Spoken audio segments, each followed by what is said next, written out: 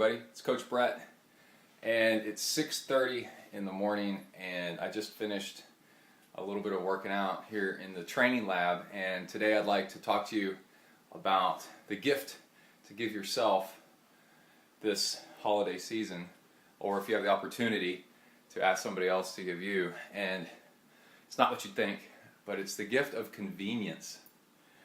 The difference that it makes to have everything easily in place so that you can start working out, so that it feels good and feels simple, is tremendous, and it's worth the effort. So I'm just going to pan around this room for a second and show you a few things and just talk about a few ideas of things that that have really worked. So this is the only mess in the room right now, is this kind of pile of cables and stuff. But let's go ahead and start with the bike.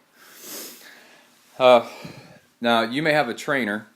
I use rollers, and they're very different, but those of you that are in the know can relate to this, that the whole idea is to have it set up a dedicated spot. You can live in a 600 square foot apartment and still have a dedicated spot for these where you can easily pop your bike on it and go. So what I've got here is I bought this little stand, and it was worth it. You know, this is one of my first stages of saying, you know what, I'm going to start buying stuff that makes things more convenient, and then it's been a huge payoff. So this I got at the Container Store, and I assembled it, and it holds the front wheel of your bike, and then you can put your bike pretty much anywhere upright. So there's all different kinds of versions of this. But anyway, so I keep the bike nearly on top of the rollers. If you have a trainer, keep your bike in the trainer. But what the problem is when you have to constantly put the bike in and out of the attachment in the trainer, and you know, that's the kind of stuff where you're just like, oh, you know what, screw it, I'm not going to work out. So anyway, but the bike is right here next to the trainer. I got my cycling shoes right here, so I can just come in the morning and I check the air pressure on the tires, because it makes a big difference on rollers. And then I have the pump right here, and if there's any difference, and I just hop on and start going. And this right here, it's hard to see in this light, is a bento box. You can put things in it. It's another convenience thing. And I put my iPhone right here, listen to podcasts, and then I have H2O audio earphones, which are waterproof. You can actually listen to them underwater. And I plug those in, and then I go. And got a fan set up here in the corner, and there's a ceiling fan in here too, because we live in the South and there's ceiling fans everywhere. But the another convenience thing is this watch. I've got a Suunto T6, and I put on a heart rate strap, which I keep hung over the bike, so I always know where it is. And that's the other thing, is try to keep things where you know where they are, and then you don't have to spend. That's the biggest frustration for me, is wasting time looking for things. So I put on a heart rate monitor, and then it has a skewer on the front wheel that's also wireless, and they all talk to the watch. I don't have a bike computer. This is my bike computer. You know, I don't have all these different gadgets. I have one gadget that does it all, and yeah, it costs a little bit more, but it costs less than having a whole bunch of gadgets. And then so here on the treadmill, we finally invested in a treadmill, and I have to say that has been one of the biggest improvements that I've made lately. Actually, building this room, this dedicated space, has been the smartest thing that I've done for my training in a long time. I've seen huge benefits. But anyway, I keep running shoes right there, so that I can just pop them on and get on the trainer, get on the treadmill. And this is another interesting thing here. For core workout, for core strength, I do the shovel glove workout, and that is a 16-pound sledgehammer. Sledgehammers, you can go to the hardware store and get different weights of sledgehammer. 16 is about the heaviest you can buy. You kind of have to work your way up to that. So I used to do a bunch of weightlifting when I was in high school and stuff, so I've got some residual strength left over from that. So this wasn't too bad, but it was definitely something to get used to. So if you're starting out, maybe you want like a 14 or something, or 12. But anyway, very simple. I walk in the morning, grab the sledgehammer, start moving. That's it. Do you see the difference between like having to set up all kinds of weights and like drive to the gym and stuff like that? This is it, and it really, really works. And then there's a beach towel underneath there, because what I like to do is mix in push-ups right here. I throw down the beach towel. We still need to get the rubberized flooring. I know, everybody says.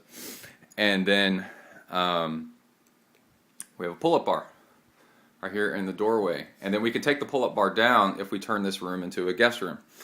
So I do push-ups here with a beach towel, and then pull-ups. And you'll start to notice there's a bunch of stuff in this room that I don't even notice that much anymore. But it's just, you're like, man, that is cheap. But it works, man. Here's a little towel, like a transition area towel from a triathlon I did.